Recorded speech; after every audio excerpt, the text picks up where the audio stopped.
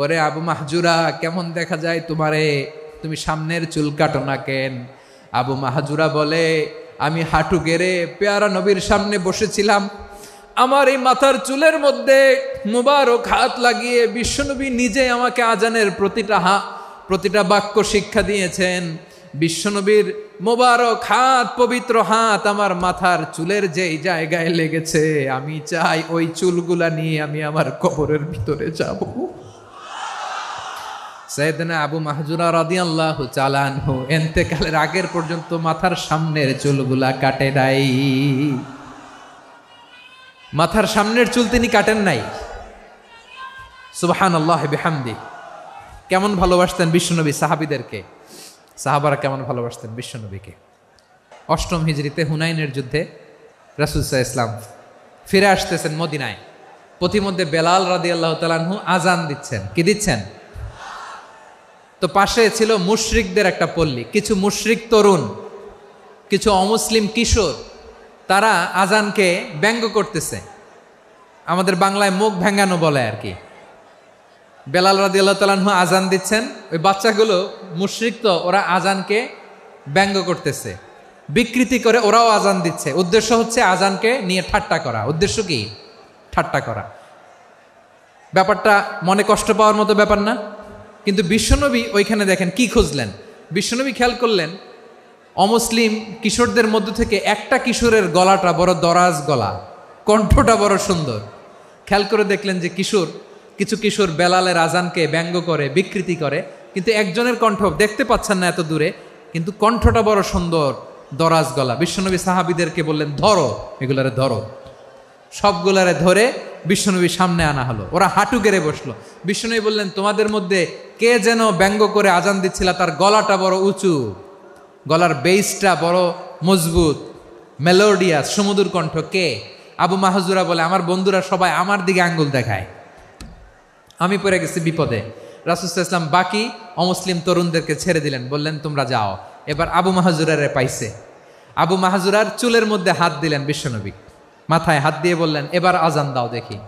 আবু মাহজুরা বলে, আমি তো আজান দিতে জানি না, কারণ আমি তো বেলালেরটা শুইনা দিছি, আমার তো মুখস্থ নাই, আমি তো আজান দিতে জানি না। বিশ্বনবী বললেন, জানো না? তাহলে আসো, আমি তোমারে শিখাই দেই। সুবহানাল্লাহ পড়েন। আবু মাহজুরা হাঁটু গেড়ে বসে, বিশ্বনবীর মোবারক হাত আবু মাহজুরার চুলের মধ্যে। বিশ্বনবী আজানের মুআল্লিম আবু মাহজুরাকে বলতেছে, ঠিক আছে তোমারে শিখাই দিচ্ছি, আমি যা যা বলবো আমার সাথে সাথে বলো, পারবা? আবু মাহজুরা বলে, পারবো। বিশ্বনবী আজান দিচ্ছেন মাথায় হাত দিয়ে, আল্লাহু আকবার, আল্লাহু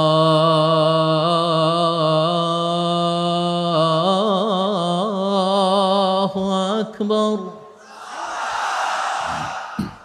আবু মাহজুরা এই বাক্যটা পড়লেন। বিশ্বনবী দ্বিতীয় বাক্য পড়তে আরম্ভ করলেন, আল্লাহু আকবার, আল্লাহু আকবার। আবু মাহজুরা এই বাক্যটা বললেন। বিশ্বনবী আবু মাহজুরার মাথার মধ্যে হাত দিয়ে তৃতীয় বাক্য পড়লেন, আশহাদু আল্লা ইলাহা ইল্লাল্লাহ,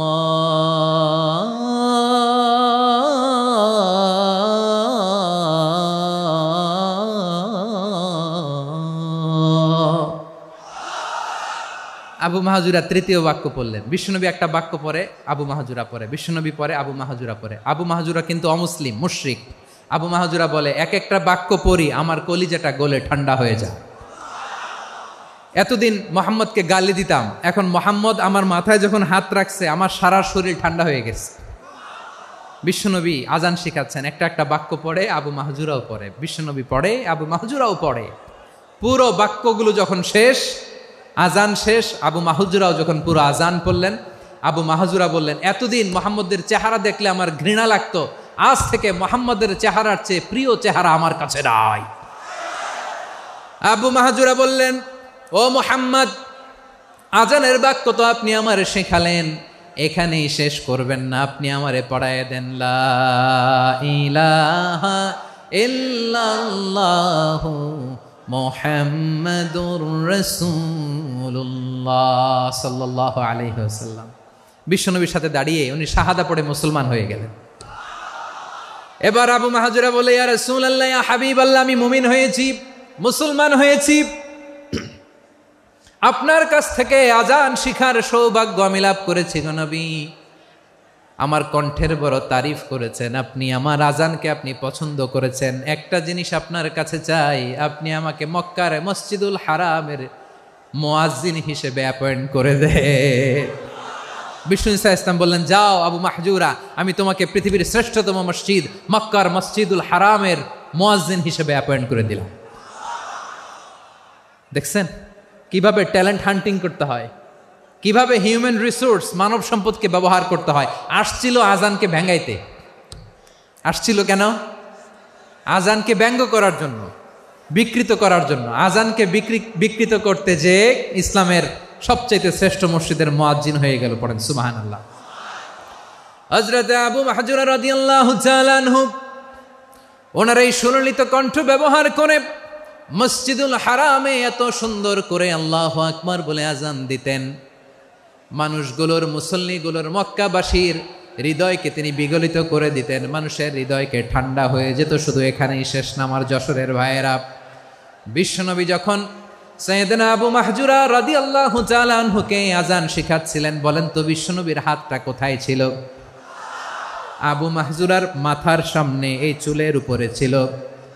আবু মাহজুরা ওই স্মৃতিটাকে ধারণ করবার জন্য, ওই স্মৃতিকে বহন করার জন্য বিশ্বনবীর মোবারক হাত আবু মাহজুরার কপালের চুলের যেই জায়গায় লেগেছে, মৃত্যুর আগের দিন পর্যন্ত আবু মাহজুরা মাথার ওই চুলে কোনোদিন ছুরি আর কামার লাগায় নাই,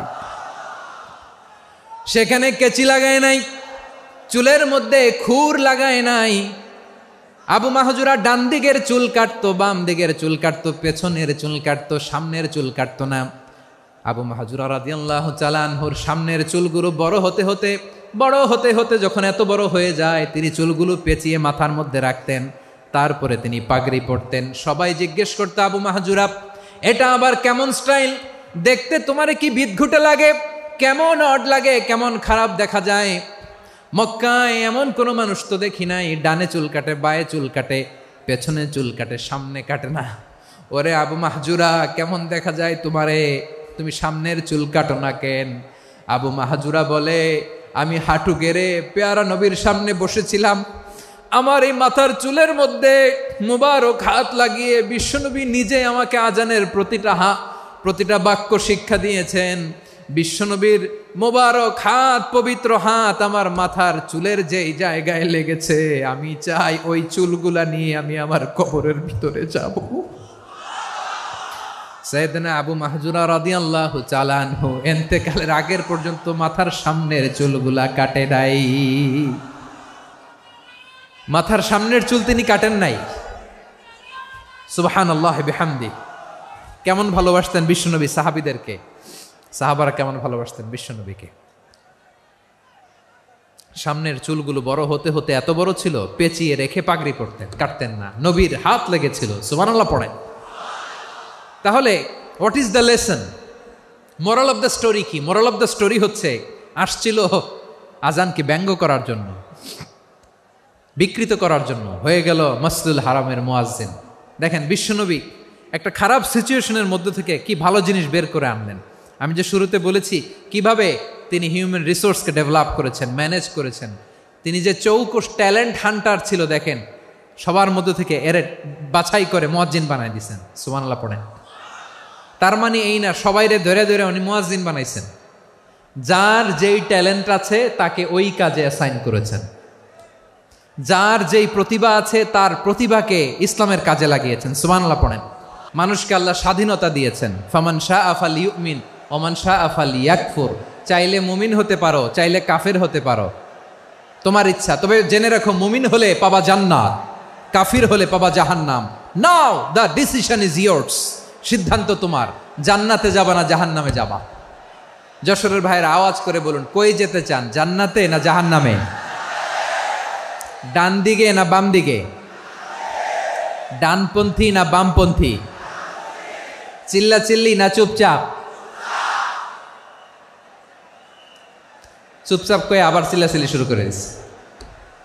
মাশাআল্লাহ। তাহলে কোরআনের কেন্দ্রীয় আলোচ্য বিষয় মানুষ। আমার সাথে থাকতে হবে, তোমাদেরকে নিয়ে আমি আলোচনা শেষ পর্যন্ত যাব। অনেক গুরুত্বপূর্ণ কথা বাকি আছে, আমাকে সহযোগিতা করতে হবে। মাশাআল্লাহ, এই তো ঠান্ডা হয়েছে। হ্যাঁ, ঠিক আছে ঠিক আছে ঠিক আছে। মানুষকে আল্লাহ এত স্বাধীনতা দিয়েছেন, মানুষ চাইলে অনেক ভালো হইতে পারে। ভালোর রাস্তাও খোলা, খারাপ হওয়ার রাস্তাও খোলা। ভালো হইলে মানুষ অনেক ভালো, খারাপ হইলে অনেক খারাপ। ভালো হইলে সবচেয়ে ভালো, খারাপ হইলে সবচেয়ে খারাপ। এজন্য সিদ্ধান্ত আপনাকেই নিতে হবে। আল্লাহ তাআলা বলছেন, লাকাদ খালাকনাল ইনসানা ফি আহসানি তাকওয়িম সুম্মা রাদাদনাহু আসফালা সাফিলিন। আমি মানুষকে অনেক সুন্দর অবয়বে, সুন্দর আকৃতিতে সৃষ্টি করেছি। তার শুধু চেহারার ডিজাইনটাই সুন্দর নয়, তার ব্রেনটা বড্ড সুন্দর, তার মানসিকতা বড্ড সুন্দর, তার সৃজনশীলতা বড্ড সুন্দর। পড়েন সুবহানাল্লাহ। আমাদের চেহারা, অবয়ব, ডিজাইন যে সুন্দর তা না, আমাদের ব্রেনটা অনেক সফিস্টিকেটেড ব্রেন, অনেক সফিস্টিকেটেড। এই 1.5 কেজি ব্রেন ইউজ করে মানুষ গোটা বিশ্বে সভ্যতা বিনির্মাণ করেছে, ঠিক কিনা? এই ব্রেন আল্লাহ তাআলা আমাকে দিয়েছে।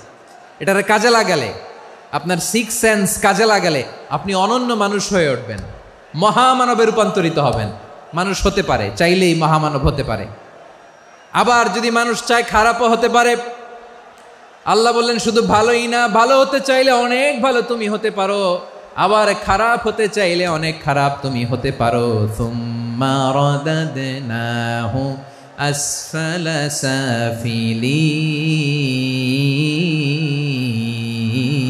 সাফিলিন। খারাপ হলে একেবারে খারাপ হতে পারো, নিকৃষ্ট হলে একেবারে নিকৃষ্ট হতে পারো, ভালো হলেও ভালো হতে পারো। কোন সুবহানাল্লাহ। এবার আওয়াজ করে বলুন, ভালো হতে চাই না খারাপ? শ্রেষ্ঠ না নিকৃষ্ট? মানুষ ভালো হলে মানুষ ফেরেশতার চেয়েও ভালো, মানুষ খারাপ হলে সে পশুর চেয়েও খারাপ। কথা ঠিক কিনা বলেন? ভালো হলে ফেরেশতার চেয়েও ভালো, খারাপ হলে পশুর চেয়েও নিকৃষ্ট। তার মানে শ্রেষ্ঠত্বে মানুষ, শ্রেষ্ঠত্বে ফেরেশতাকে হার মানায়, আর অধপতনে শ্রেষ্ঠত্বে ফেরেশতাকে ছাড়িয়ে যায়, আর অধপতনে পশুকেও হার মানায়। আই রিপিট, আমি আবারও বলছি, মানুষ শ্রেষ্ঠত্বে ফেরেশতাকে ছাড়িয়ে যায়, আর অধপতনে সে পশুকেও হার মানায়। আওয়াজ করে বলতে হবে ঠিক কি না? এটার প্রমাণ কি? মানুষ শ্রেষ্ঠ হইলে যে ফেরেশতার চেয়েও সেরা, তার প্রমাণ কি? আল্লাহ তাআলা বলছেন, ওয়া ইয কুলনা লিল মালাইকাতি ইসজুদু লি আদম ফাসাজাদু ইল্লা ইবলিস আবা ওয়াস্তাকবারা ওয়া কানা মিনাল কাফিরিন। আল্লাহ বলেন, স্মরণ করো সে সময়ের কথা যখন আমি ফেরেশতাদেরকে বললাম, ও ফেরেশতারা আদমকে সেজদা দাও। সব ফেরেশতারা সম্মান সূচক সেজদা আদমকে দিল। তারা আদমের জন্য সেজদায় লুটিয়ে পড়ল, একজন ছাড়া, তার নাম ইবলিস। আওয়াজ করে বলেন, তার নাম কি? সে অহংকার প্রদর্শন করলো, সে কাফের হয়ে গেল। বাকি সব ফেরেশতারা সেজদা দিল। সুবহানাল্লাহ। আবার আদম আলাইহিস সালামকে আল্লাহ জিজ্ঞেস করলেন, সব বলে দিল উত্তর, কিন্তু ফেরেশতাদেরকে একই প্রশ্ন জিজ্ঞেস করলেন, তারা উত্তর করতে পারে নাই। তার মানে এর মধ্য দিয়ে প্রমাণিত হয়, মানুষ ভালো হলে ফেরেশতার চেয়েও ভালো, ফেরেশতার চেয়েও মানুষের মর্যাদা বাড়িয়ে দিয়েছে কে? সব নূরের ফেরেশতা যখন মাটির আদমকে সেজদা দেয়, এটা প্রমাণ করে ফেরেশতার চেয়েও মানুষের মর্যাদা বাড়িয়ে দিয়েছে কে?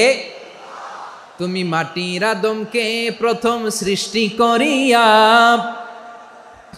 ঘোষণা করিয়া দিলে শ্রেষ্ঠ বলিয়া, তাই তো নূরের ফেরেশতা করে আদমকে সেজদা। ঠিক কিনা বলেন? তাই তো নূরের ফেরেশতা করে আদমকে সেজদা। সবার চেয়ে সম্মান দিলে মাটির আদমকে।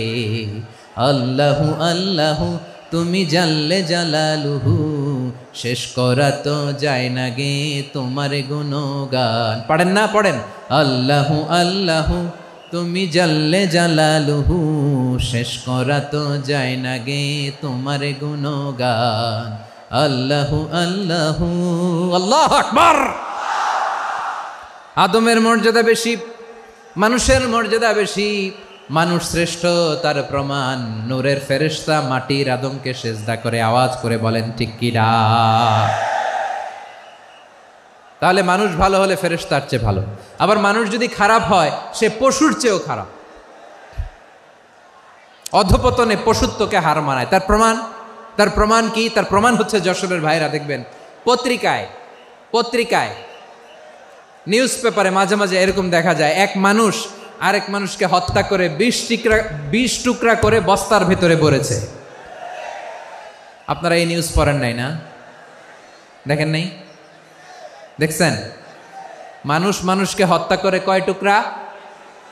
জোরে বলেন। এখানেই ক্ষান্ত হয় না, আবার কোথায় ভরছে? বস্তার ভেতরে। আচ্ছা, বুঝে থাকলে আওয়াজ করে বলেন, কোনদিন শুনছেন একটা হাতি আর একটা হাতিকে হত্যা করে 20 টুকরা করছে, এরপরে বস্তার ভিতরে ভরছে? হয়েছে? তাহলে দেখেন, মানুষ যদি খারাপ হয় সে পশুকেও হার মানায়। চিল্লায় বলো ঠিক কিনা? এমনও দুশ্চরিত্র মানুষ আছে যার নজর থেকে 6 মাসের ছোট্ট মেয়ে থেকে শুরু করে 80 বছরের বৃদ্ধারাও নিরাপদ নয়। পশুকেও হার মানে। মানুষের ঘর জ্বালিয়ে পুড়ে মেসাকার করে দেয়, জনপদের পর জনপদ জ্বালায় দেয়। এরকম আছে না নাই? প্রিয় ভাইয়েরা, চোখ কান নাক মুখ থাকলেই মানুষ না। যা সামনে দেখেন এগুলো সব মানুষ না, এগুলো জনসংখ্যা। এগুলো কি? সবাই বলুন, এগুলো কি? বাড়ছে জনসংখ্যা, কমছে মানুষ। বাড়ছে জনসংখ্যা, কমছে। এই দুনিয়া এখন তো আর সেই দুনিয়া নাই, মানুষ নামের মানুষ আছে দুনিয়া বোঝাই। সেই মানুষের ভিড়ে আমার আসল মানুষ নাই। ঠিক কিনা? আসল মানুষের বড্ড অভাব, আসল মানুষের বড্ড অভাব। আমার ভাইয়েরা, মানুষ খারাপ হলে পশুকেও হার মানায়। তাহলে আমরা বুঝলাম মানুষ ভালো হলে অনেক ভালো, খারাপ হলে অনেক খারাপ। ও আমার কলিজার টুকরা যশোরের ভাইয়েরা, আসুন না 3 দিন ব্যাপী এই তাফসিরুল কোরআনের ঐতিহাসিক প্রোগ্রাম থেকে আমরা সিদ্ধান্ত নেই, আমরা ভালো মানুষ হব নাকি খারাপ মানুষ হব? কলিজা থেকে, প্রাণ থেকে আওয়াজ করে সবাই বলুন, ভালো মানুষ নাকি খারাপ মানুষ? ভালো মানুষ হইতে হবে। ভালো মানুষ যারা জগৎটাকে এনলাইটেন করবে, যারা সত্যের বীর সেনানী হয়ে দাঁড়াবে, যারা সত্যের পক্ষে কথা বলবে, যারা জালিমের মসনদকে ভেঙে খান খান করে দেবে। এরকম হওয়ার দরকার আছে না নাই? এরকম ভালো মানুষ আমরা হতে চাই কি চাই না? মানুষকে যত্ন নিলে মানুষ যে কত ভালো হয় আপনি কল্পনাও করতে পারবেন না।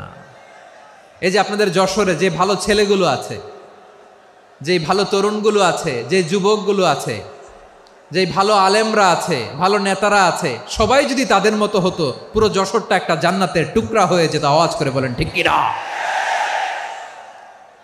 মানুষকে নার্চারিং করলে, মানুষকে পলিশ করলে, মানুষকে গ্রুমিং করলে, মানুষকে সঠিক তারবিয়া দিলে মানুষ অনন্য হয়ে ওঠে। প্রতিটি মানুষ অনন্য।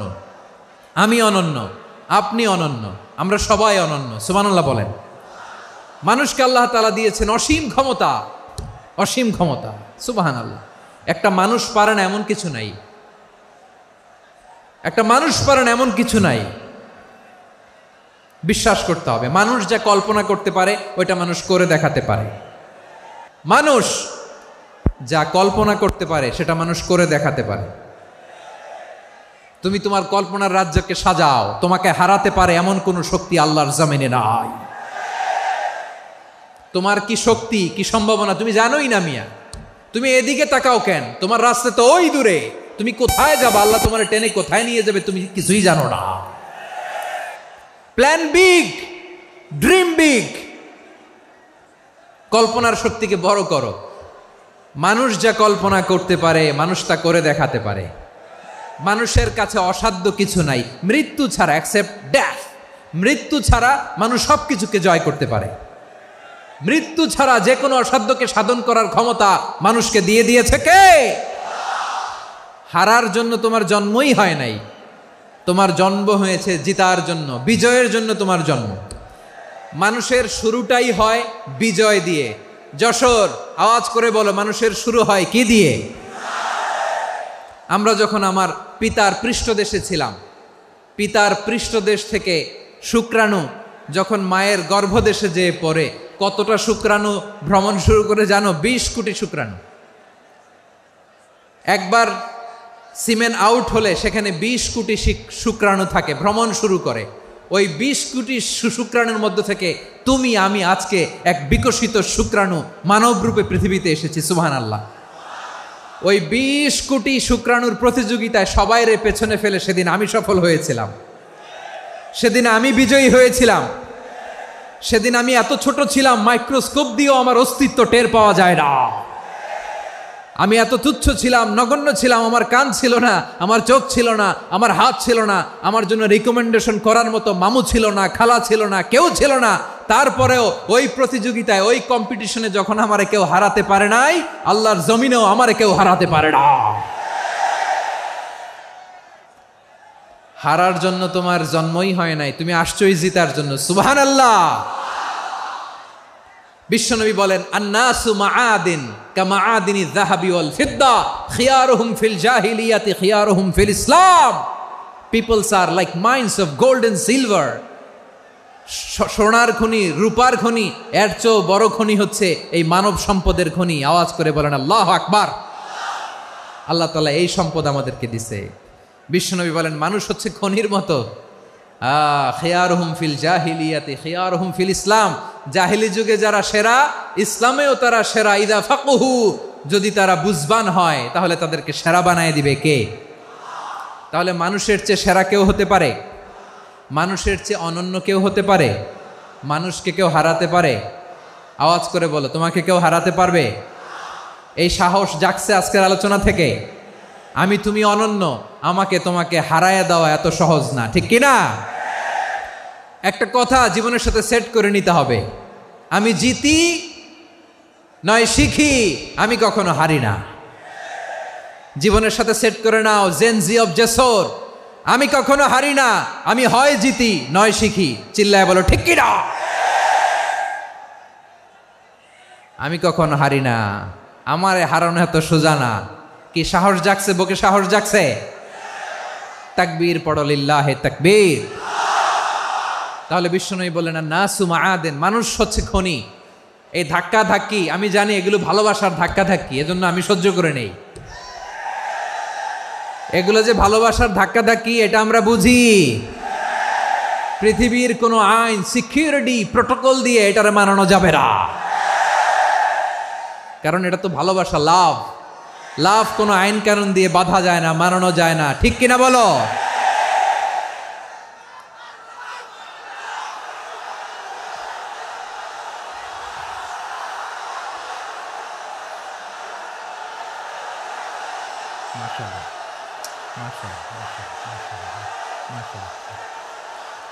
ঠিক আছে, বসুন বসুন বসুন। আল নাসু মাআদিন, মানুষ হচ্ছে খনি। এই খনির যত্ন নিতে হবে। আমার মা বাবা যারা এসেছেন, আপনার ছেলে মেয়ের যত্ন নেন। আপনার ছেলের মধ্যে যে কি পটেনশিয়াল আপনি জানেন না।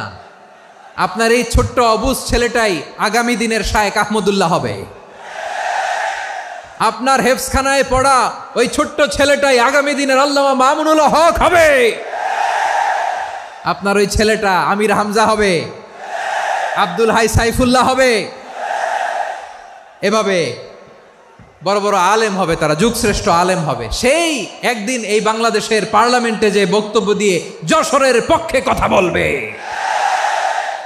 আপনি জানেন না, কাউকে ছোট করবেন না আপনি, ওর কনফিডেন্স আপনি কমাবেন না, আপনি কমাতে পারেন না। প্যান্ডেলে আমার যে মা বোনেরা আছেন, ছেলে মেয়েদেরকে কখনো ছোট করে কথা বলবেন না। ও যে কোথায় যাবে আপনি জানেন না, আপনি মা হয়ে তাকে সাহস দিবেন, তার কল্পনার জগৎটাকে সাজাতে তাকে উৎসাহিত করবেন, ঠিক কিনা বলেন?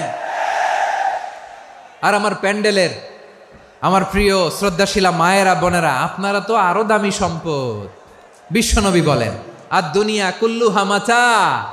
আল্লাহ আল্লাহ আল্লাহ, বিশ্বনবীর কথার ওজন দেখেন। আর দুনিয়া কুল্লুহা মাতা ওয়া খায়রু মাতা'আদ দুনিয়াল মারআতুস সালিহা। বিশ্বনবী বলেন, দুনিয়ায় যা দেখো সব আল্লাহর দেওয়া অ্যাসেট, মানে সম্পদ।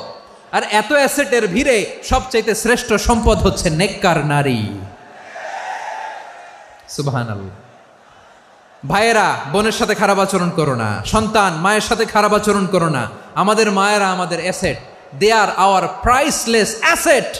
কারণ এই মায়েদের পেটে এসেছে আল্লাহর ওলিরা, এই মায়েদের পেটে এসেছে খান জাহান আলী, এই মায়ের পেটে এসেছে শাহজালাল ইয়ামানি, এই মায়ের পেটে এসেছে আল্লাহর সব নবীরা।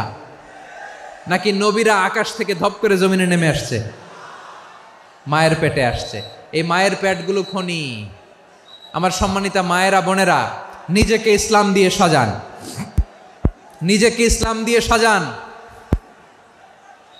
নিজেকে পবিত্র রাখুন, নিজের আব্রু ইমান ইজ্জতের হেফাজত করুন, কোরআন পড়ুন, সুন্নাহ পড়ুন। আপনি জানেন না আপনার গর্ভে কে আসছে, কোন ক্ষণজন্মা পুরুষকে আল্লাহ তাআলা আপনার গর্ভে পাঠাবে আপনি জানেন না। মায়েরা নিজেদেরকে পবিত্র রাখুন, ইসলাম চর্চা করুন, কোরআন চর্চা করুন, নৈতিকতা দিয়ে নিজেকে সাজান। যশোরের জেনজি, নিজেদেরকে প্রস্তুত রাখো আগামীর বাংলাদেশের জন্য। নৈতিকতা, মোরালিটি, ভ্যালিউজ দিয়ে নিজেকে সাজাও, ইসলাম দিয়ে নিজেকে সাজাও। কারণ আগামীর বাংলাদেশ ইসলামের বাংলাদেশ। বাংলাদেশের আসল পরিচয় ইসলাম। বাংলাদেশের আসল পরিচয় কি? সবাই বলে না। বাংলাদেশের আসল পরিচয় কি? এই ইসলাম নিয়ে আমরা সংসদ ভবন সাজাবো, রাজি আছি না নাই? শেকড় ভুলে যাওয়া যাবে না। আমরা ধাপে ধাপে শারিয়া আইনের দিকে যাব ইনশাআল্লাহ, কিন্তু জঙ্গিবাদ দিয়ে নয়, কট্টরপন্থা দিয়ে নয়। আমরা ইন্টেলেকচুয়ালি, গ্রাজুয়ালি, ধাপে ধাপে শারিয়া আইনের দিকে মুভ করব ইনশাআল্লাহ। বলো লিল্লাহি তাকবীর। এদেশের আসল পরিচয় সবাই বলে না, আওয়াজ করে, এদেশের আসল পরিচয়। এদেশে আজান শুনে সূর্য ওঠে শহর গ্রামে, এদেশে আজান শুনে সূর্য ডুবে সন্ধ্যা নামে, এদেশে সকল কাজে সবাই বলে বিসমিল্লাহ, এদেশে ভালো কিছু দেখে শুনে হাসি মুখে সবাই বলে মাশা আল্লাহ।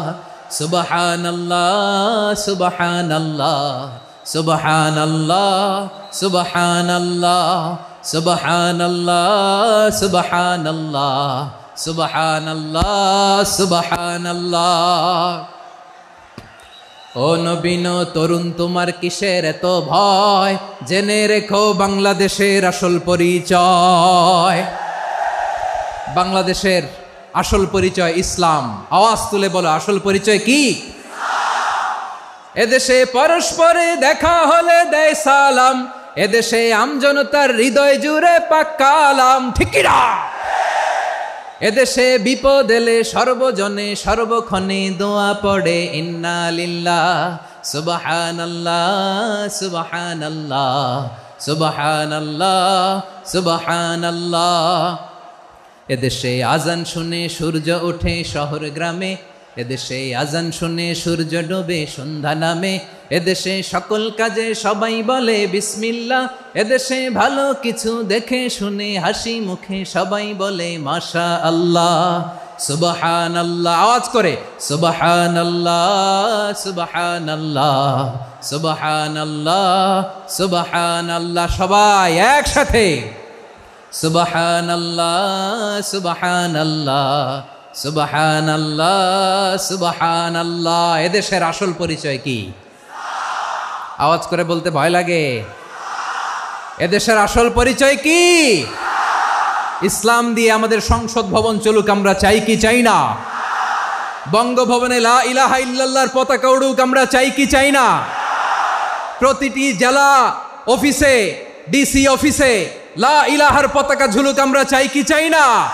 কারা কারা চাই হাত তুলে আল্লাহরে দেখায়।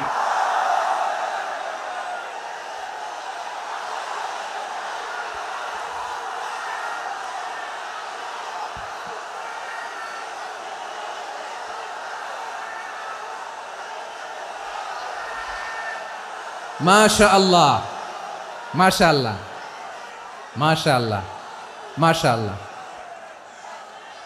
যশোর, আওয়াজ করে বলো, ভালো মানুষ না খারাপ মানুষ? বুঝে বলছো তো?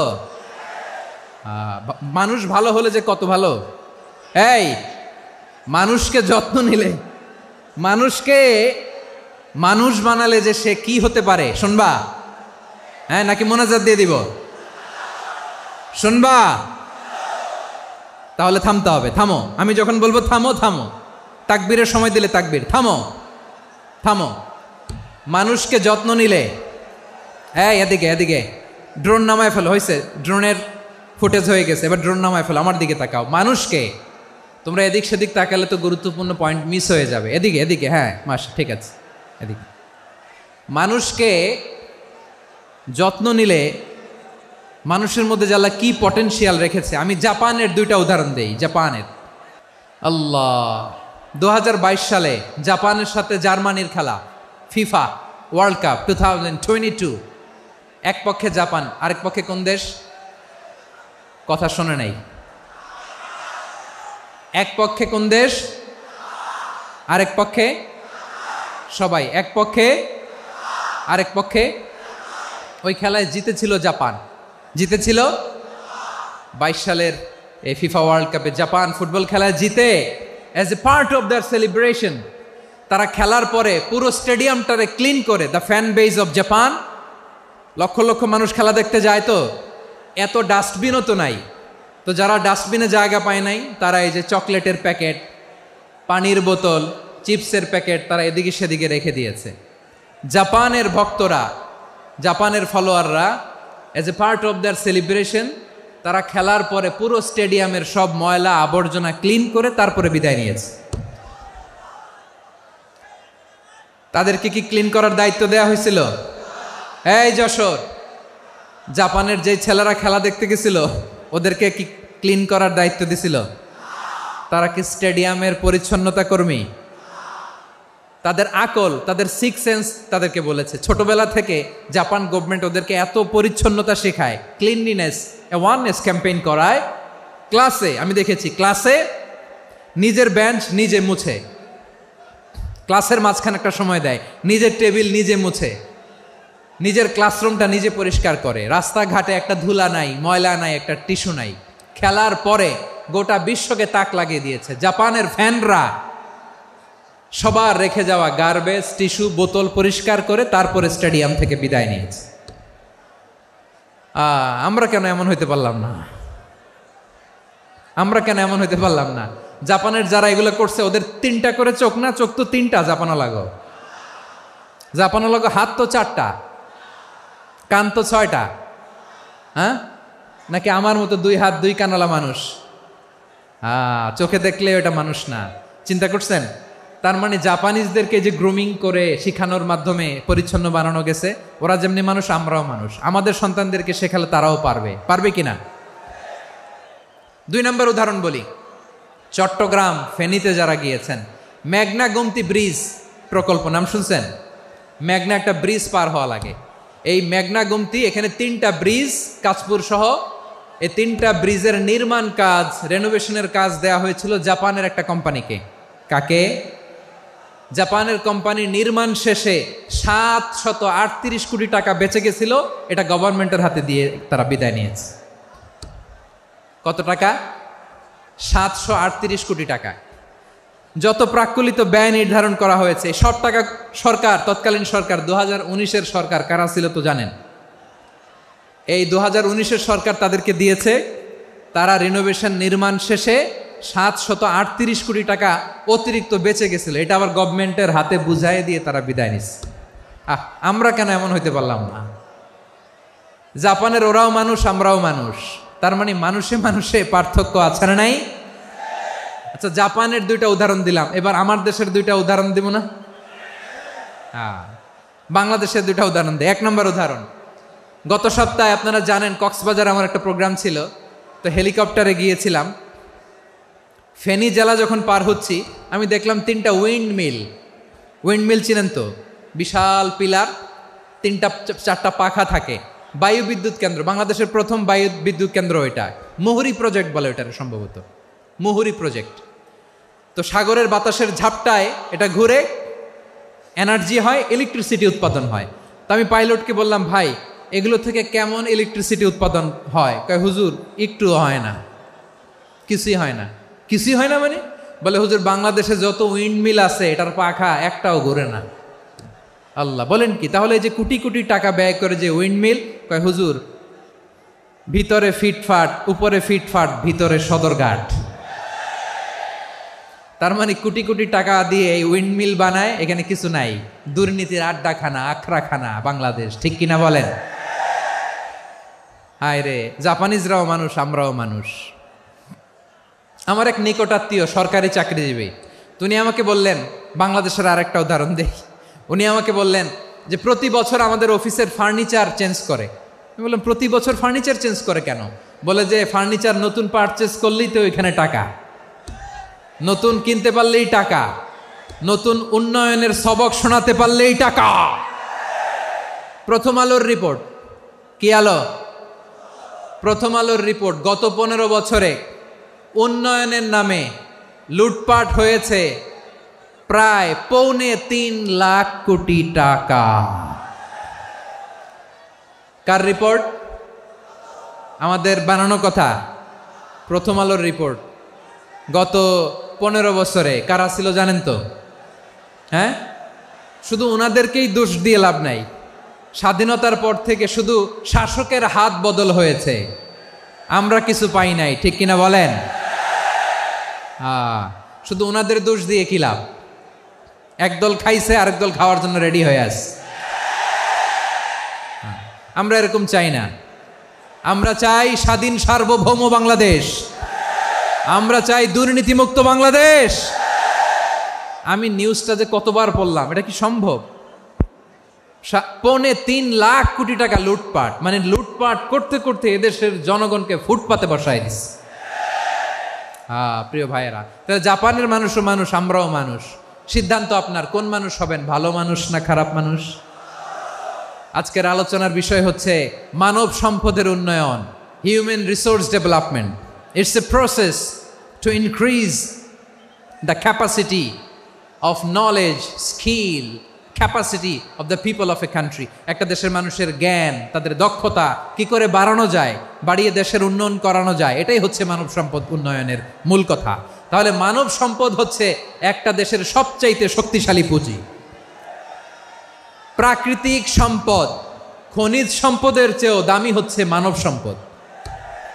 আমার প্রিয় যশোর, প্রাকৃতিক সম্পদ, খনিজ সম্পদের চেয়ে দামি সম্পদ কি সম্পদ?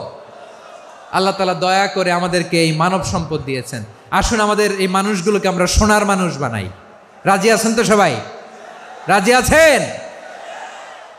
মানুষ পারে না এমন কোনো কিছু নাই, চাইলে সব পারে। এজন্য মানুষকে তারবিয়া দিতে হবে, যথাযথভাবে তাদেরকে গড়তে হবে। আসুন আমরা সিরাতের আয়নায় বিশ্বনবীর জীবনী থেকে দেখি তিনি কিভাবে হিউম্যান রিসোর্সকে ম্যানেজ করতেন।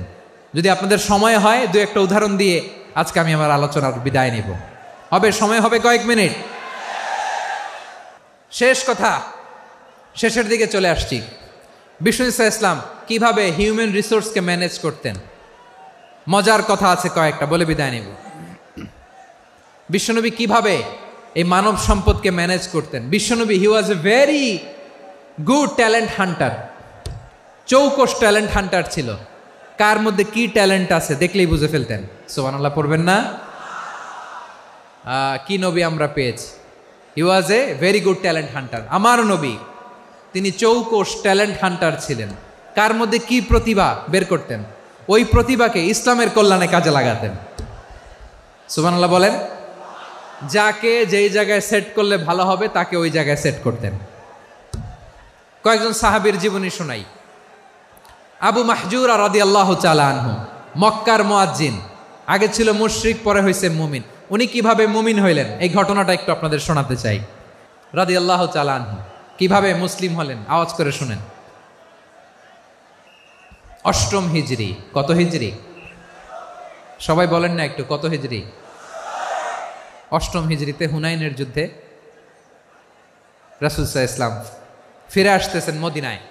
পথিমধ্যে বেলাল রাদিয়াল্লাহু তাআলা আনহু আজান দিচ্ছেন। কি দিচ্ছেন? তো পাশে ছিল মুশরিকদের একটা পল্লী, কিছু মুশরিক তরুণ, কিছু অমুসলিম কিশোর, তারা আজানকে ব্যঙ্গ করতেছে, আমাদের বাংলায় মুখ ভেঙ্গানো বলে আর কি। বেলাল রাদিয়াল্লাহু তাআলা আনহু আজান দিচ্ছেন, ওই বাচ্চাগুলো মুশরিক, তো ওরা আজানকে ব্যঙ্গ করতেছে, বিকৃতি করে ওরাও আজান দিচ্ছে। উদ্দেশ্য হচ্ছে আজানকে নিয়ে ঠাট্টা করা। উদ্দেশ্য কি? ঠাট্টা করা। ব্যাপারটা মনে কষ্ট পাওয়ার মতো ব্যাপার না? কিন্তু বিশ্বনবী ওইখানে দেখেন কি খুঁজলেন। বিশ্বনবী খেয়াল করলেন অমুসলিম কিশোরদের মধ্য থেকে একটা কিশোরের গলাটা বড় দরাজ গলা, কণ্ঠটা বড় সুন্দর। খেয়াল করে দেখলেন যে কিছু কিশোর বেলালের আজানকে ব্যঙ্গ করে, বিকৃতি করে, কিন্তু একজনের কণ্ঠ দেখতে পাচ্ছেন না এত দূরে, কিন্তু কণ্ঠটা বড় সুন্দর, দরাজ গলা। বিশ্বনবী সাহাবীদেরকে বললেন, ধরো এগুলারে, ধরো। সবগুলারে ধরে বিশ্বনবীর সামনে আনা হলো। ওরা হাঁটু গেড়ে বসলো। বিশ্বনবী বললেন, তোমাদের মধ্যে কে যেন ব্যঙ্গ করে আজান দিচ্ছিল, তার গলাটা বড় উঁচু, গলার বেসটা বড় মজবুত, মেলোডিয়াস, সুমধুর কণ্ঠ। কে? আবু মাহজুরা বলে, আমার বন্ধুরা সবাই আমার দিকে আঙ্গুল দেখায়, আমি পড়ে গেছি বিপদে। রাসূল সাল্লাল্লাহু আলাইহি ওয়াসাল্লাম বাকি অমুসলিম তরুণদেরকে ছেড়ে দিলেন, বললেন তোমরা যাও। এবার আবু মাহজুরারে পাইছে। আবু মাহজুরার চুলের মধ্যে হাত দিলেন বিশ্বনবী, মাথায় হাত দিয়ে বললেন, এবার আজান দাও দেখি। আবু মাহজুরা বলে, আমি তো আজান দিতে জানি না, কারণ আমি তো বেলালেরটা শুইনা দিছি, আমার তো মুখস্থ নাই, আমি তো আজান দিতে জানি না। বিশ্বনবী বললেন, জানো না? তাহলে আসো, আমি তোমারে শিখাই দেই। সুবহানাল্লাহ পড়েন। আবু মাহজুরা হাঁটু গেড়ে বসে, বিশ্বনবীর মোবারক হাত আবু মাহজুরার চুলের মধ্যে। বিশ্বনবী আজানের মুআল্লিম আবু মাহজুরাকে বলতেছে, ঠিক আছে তোমারে শিখাই দিচ্ছি, আমি যা যা বলবো আমার সাথে সাথে বলো, পারবা? আবু মাহজুরা বলে, পারবো। বিশ্বনবী আজান দিচ্ছেন, মাথায় হাত দিয়ে, আল্লাহু আকবার, আল্লাহু আকবার। আবু মাহজুরা এই বাক্যটা পড়লেন। বিশ্বনবী দ্বিতীয় বাক্য পড়তে আরম্ভ করলেন, আল্লাহু আকবার,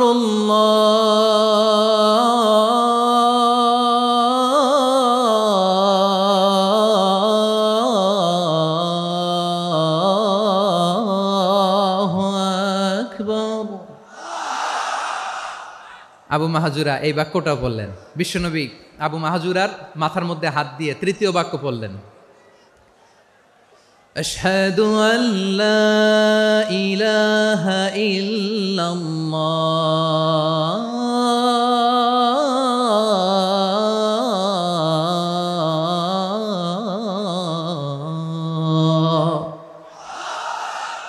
আবু মাহজুরা তৃতীয় বাক্য পড়লেন। বিশ্বনবী একটা বাক্য পরে আবু মাহজুরা পরে, বিশ্বনবী পরে আবু মাহজুরা পরে। আবু মাহজুরা কিন্তু অমুসলিম, মুশরিক। আবু মাহজুরা বলে, এক একটা বাক্য পড়ি আমার কলিজাটা গলে ঠান্ডা হয়ে যায়। এতদিন মোহাম্মদকে গালি দিতাম, এখন মোহাম্মদ আমার মাথায় যখন হাত রাখছে আমার সারা শরীর ঠান্ডা হয়ে গেছে। বিশ্বনবী আজান শিখাচ্ছেন, একটা একটা বাক্য পড়ে আবু মাহজুরাও পড়ে, বিশ্বনবী পড়ে, আবু মাহজুরাও পড়ে। পুরো বাক্যগুলো যখন শেষ, আজান শেষ, আবু মাহজুরাও যখন পুরো আজান পড়লেন, আবু মাহজুরা বললেন, এতদিন মোহাম্মদের চেহারা দেখলে আমার ঘৃণা লাগতো, আজ থেকে মোহাম্মদের চেহারার চেয়ে প্রিয় চেহারা আমার কাছে নাই। আবু মাহজুরা বললেন, ও মুহাম্মদ, আজানের বাক্য তো আপনি আমারে শেখালেন, এখানেই শেষ করবেন না, আপনি আমারে পড়ায় দেন, লা ইলাহা ইল্লাল্লাহু মুহাম্মাদুর রাসূলুল্লাহ সাল্লাল্লাহু আলাইহি ওয়াসাল্লাম। বিশ্বনবীর সাথে দাঁড়িয়ে উনি শাহাদা পড়ে মুসলমান হয়ে গেলেন। এবার আবু মাহজুরা বলে, ইয়া রাসূলুল্লাহ, ইয়া হাবিবাল্লাহ, আমি মুমিন হয়েছি, মুসলমান হয়েছি, আপনার কাছ থেকে আজান শিখার সৌভাগ্য আমি লাভ করেছি গো নবী। আমার কণ্ঠের বড় তারিফ করেছেন আপনি, আমার আজানকে আপনি পছন্দ করেছেন। একটা জিনিস আপনার কাছে চাই, আপনি আমাকে মক্কার মসজিদুল হারামের মুয়াজ্জিন হিসেবে অ্যাপয়েন্ট করে দে। বিষ্ণু ইসা ইসলাম বললেন, যাও আবু মাহজুরা, আমি তোমাকে পৃথিবীর শ্রেষ্ঠতম মসজিদ মক্কার মসজিদুল হারামের মুয়াজ্জিন হিসেবে অ্যাপয়েন্ট করে দিলাম। দেখছেন কিভাবে ট্যালেন্ট হান্টিং করতে হয়, কিভাবে হিউম্যান রিসোর্স মানব সম্পদকে ব্যবহার করতে হয়। আসছিল আজানকে ভেঙাইতে, আসছিল কেন? আজানকে ব্যঙ্গ করার জন্য, বিকৃত করার জন্য। আজানকে বিকৃত করতে যে ইসলামের সবচেয়ে শ্রেষ্ঠ মসজিদের মুয়াজ্জিন হয়ে গেল। পড়েন সুবহানাল্লাহ। হযরত আবু মাহজুরা রাদিয়াল্লাহু তাআলা আনহু ওনার এই সুললিত কণ্ঠ ব্যবহার করে মসজিদুল হারামে এত সুন্দর করে আল্লাহু আকবার বলে আজান দিতেন, মানুষগুলোর, মুসল্লিগুলোর, মক্কাবাসীর হৃদয়কে তিনি বিগলিত করে দিতেন। মানুষের হৃদয়কে ঠান্ডা হয়ে যেত। শুধু এখানেই শেষ না আমার যশোরের ভাইয়েরা। বিশ্বনবী যখন সাইয়েদনা আবু মাহজুরা রাদিয়াল্লাহু তাআলা আনহুকে আজান শিখাচ্ছিলেন, বলেন তো বিশ্বনবীর হাতটা কোথায় ছিল? আবু মাহজুরার মাথার সামনে, এই চুলের উপরে ছিল। আবু মাহজুরা ওই স্মৃতিটাকে ধারণ করবার জন্য, ওই স্মৃতিকে বহন করার জন্য বিশ্বনবীর মোবারক হাত আবু মাহজুরার কপালের চুলের যেই জায়গায় লেগেছে, মৃত্যুর আগের দিন পর্যন্ত আবু মাহজুরা মাথার ওই চুলে কোনোদিন ছুরি আর কামার লাগায় নাই, সেখানে কেচি লাগায় নাই, চুলের মধ্যে খুর লাগায় নাই। আবু মাহজুরা ডান দিকের চুল কাটতো, বাম দিকের চুল কাটতো, পেছনের চুল কাটতো, সামনের চুল কাটতো না। আবু মাহজুরা রাদিয়াল্লাহু তাআলা আনহুর সামনের চুলগুলো বড় হতে হতে যখন এত বড় হয়ে যায়, তিনি চুলগুলো পেঁচিয়ে মাথার মধ্যে রাখতেন। তারপরে তিনি পাগড়ি পরতেন। সবাই জিজ্ঞেস করতো, আবু মাহজুরা এটা আবার কেমন স্টাইল? দেখতে তোমার কি বিদঘুটে লাগে, কেমন অড লাগে, কেমন খারাপ দেখা যায়। মক্কায় এমন কোনো মানুষ তো দেখি নাই, ডানে চুল কাটে, বায়ে চুল কাটে, পেছনে চুল কাটে, সামনে কাটে না। ওরে আবু মাহজুরা, কেমন দেখা যায় তোমারে, তুমি সামনের চুল কাটো না কেন? আবু মাহজুরা বলে, আমি হাঁটু গেড়ে পেয়ারা নবীর সামনে বসেছিলাম, আমার এই মাথার চুলের মধ্যে মুবারক হাত লাগিয়ে বিশ্বনবী নিজে আমাকে আজানের প্রতিটা বাক্য শিক্ষা দিয়েছেন। বিশ্বনবীর মোবারক হাত, পবিত্র হাত আমার মাথার চুলের যেই জায়গায় লেগেছে, আমি চাই ওই চুলগুলা নিয়ে আমি আমার কবরের ভিতরে যাব। সাইয়েদনা আবু মাহজুরা রাদিয়াল্লাহু তাআলা আনহু ইন্তেকালের আগের পর্যন্ত মাথার সামনের চুলগুলা কাটে নাই। মাথার সামনের চুল তিনি কাটেন নাই। সুবহানাল্লাহি বিহামদি। কেমন ভালোবাসতেন বিশ্বনবী সাহাবীদেরকে, সাহাবারা কেমন ভালোবাসতেন বিশ্বনবীকে। সামনের চুলগুলো বড় হতে হতে এত বড় ছিল, পেঁচিয়ে রেখে পাগড়ি পরতেন, কাটতেন না। নবীর হাত লেগেছিল। সুবহানাল্লাহ পড়েন। তাহলে what is the lesson, moral of the story কি? মোরাল অফ দ্য স্টোরি হচ্ছে, আসছিল আজানকে ব্যঙ্গ করার জন্য, বিকৃত করার জন্য, হয়ে গেল মসজিদুল হারামের মুয়াজ্জিন। দেখেন বিশ্বনবী একটা খারাপ সিচুয়েশনের মধ্যে থেকে কি ভালো জিনিস বের করে আনলেন। আমি যে শুরুতে বলেছি কিভাবে তিনি হিউম্যান রিসোর্সকে ডেভেলপ করেছেন, ম্যানেজ করেছেন। তিনি যে চৌকস ট্যালেন্ট হান্টার ছিল, দেখেন সবার মধ্যে থেকে এর বাছাই করে মুয়াজ্জিন বানাই দিয়েছেন। সুবহানাল্লাহ পড়েন। তার মানে এই না সবাইরে ধরে ধরে উনি মুয়াজ্জিন বানাইছেন। যার যেই ট্যালেন্ট আছে তাকে ওই কাজে অ্যাসাইন করেছেন। যার যেই প্রতিভা আছে তার প্রতিভাকে ইসলামের কাজে লাগিয়েছেন। সুবহানাল্লাহ পড়েন। যায়েদ বিন সাবেত রাদিয়াল্লাহু তাআলা আনহু নাম শুনেছেন? যশোর কথা বেরোয় না। যদি জিগায় সালমান খানের নাম শুনছেন, সবাই হাত তুলবে, জি হুজুর শুনছি, মানে সব দেখা শেষ। সালমান খান, আমির খান, অমুক খান, সব খান মুখস্থ, কিন্তু যায়েদ বিন সাবেতের নাম মুখস্থ নাই মুসলমানদের। যেই সাহাবী মাথার সামনের চুল কাটে নাই, মসজিদুল হারামের মুয়াজ্জিন বানাইছেন বিশ্বনবী, সাহাবীর নাম কি? খায়া ফেলাইস, স্লোগানের সাথে খায়া ফেলাইস। আবু মাহজুরা। কি নাম? আবু মাহজুরা আল জুমাহি রাদিয়াল্লাহু তাআলা আনহু। এই নামটা আজকে নিয়ে যাইতে হবে যশোর। আবু মাহজুরা রাদিয়াল্লাহু তাআলা আনহু। 2 নম্বরে বলছিলাম যায়েদ বিন সাবেত রাদিয়াল্লাহু তাআলা আনহু। বিশ্বনবী দেখলেন মদিনার এই আনসারী সাহাবী হাইলি ট্যালেন্টেড, ইন্টেলেকচুয়াল, মেরিটোরিয়াস, জ্ঞানের প্রতি তার আকর্ষণ, মারাত্মক আকর্ষণ। বিশ্বনবী তাকে দায়িত্ব দিলেন, কোরআন যা নাজিল হয় তুমি লিখো, কাতিবুল ওয়াহি বানায় দিলেন। সুবহানাল্লাহ। যায়েদ বিন সাবেতরে আবার আজান শিখান নাই, কারণ তার মধ্যে বিশ্বনবী প্রতিভা দেখেছেন, একাডেমিক প্রতিভা। বিশ্বনবীর একাডেমিক প্রজেক্টগুলো তিনি হ্যান্ডেল করতেন। যায়েদ বিন সাবেত ছিল বিশ্বনবীর ব্যক্তিগত সচিব। কি ছিল? ব্যক্তিগত সচিব বোঝেন নাই? বিশ্বনবীর ব্যক্তিগত সচিব এবং দোভাষী। ইহুদিরা কিছু লিখে দিলে এটার অর্থ বিশ্বনবীরে বুঝায় দিতেন, আবার ইহুদিদের কাছে কিছু লিখতে হলে তিনি লিখে দিতেন। বিশ্বনবী একদিন বললেন, ইন্নী ওয়াল্লাহি মা আমানু ইয়াহুদা আলা কিতাব। ইহুদিরা যে চিঠি পাঠায় অর্থ তো বুঝি না, আরেক ইহুদি আইনে অর্থ করা লাগে।